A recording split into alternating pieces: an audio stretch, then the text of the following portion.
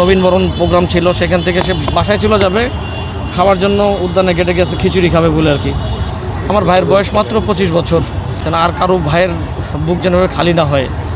এত বড় একটা ছুরি নিয়ে মানে মানুষজন ঘোরাঘুরি করে, বহিরাগতরা, সন্ত্রাসীরা, এটা খুবই দুঃখজনক এবং লজ্জাজনক আর কি। আর কোনো অপরাধী যেন পার না পায়।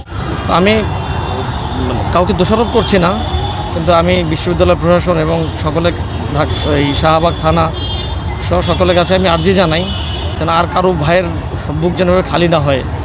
আমার ভাইয়ের বয়স মাত্র 25 বছর, একটা 25 বছরের ছেলে, সে কালকে তাদের নবীনবরণ প্রোগ্রাম ছিল, সেখান থেকে সে বাসায় চলে যাবে, খাওয়ার জন্য উদ্যানে গেটে গেছে খিচুড়ি খাবে বলে আর কি।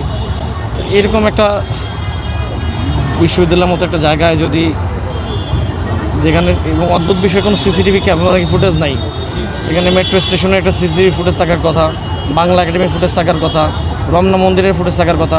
আমি কালকের ভোর থেকে বারবার বলতেছি আমাদেরকে ফুটেজগুলো কালেক্ট করেন, ফুটেজ থেকে বের হবে, কিন্তু সে ফুটেজ কিছু নাই।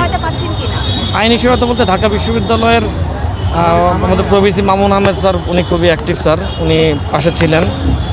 SM হলের প্রভোস্ট আরেক মামুন স্যার, উনিও বেশ পাশের সাথে ছিলেন আর কি।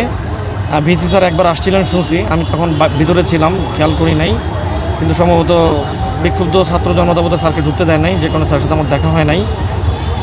আর আইনি সহায়তা বলতে আমার ছোটো ভাই, আমার মেজো ভাই সৈকত, ও একটা মামলা দায়ের করছে। শুনছি যে বিশ্ববিদ্যালয় কর্তৃপক্ষ একটা মামলা দিবেন।